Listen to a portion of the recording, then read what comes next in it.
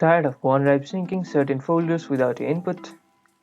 You can easily turn off backup for specific folders and prevent further automatic uploads.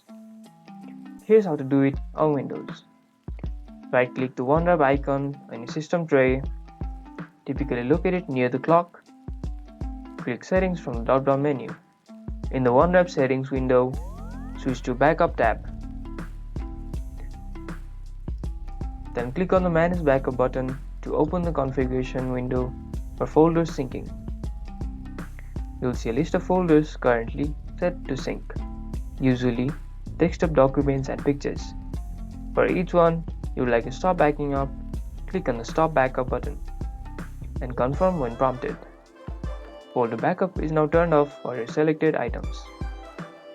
This gives you flexibility to choose what stays local and what gets uploaded. And that's it. If this video helped you, don't forget to hit the like button, subscribe for more videos like this, and thank you guys for watching. See you guys in the next video.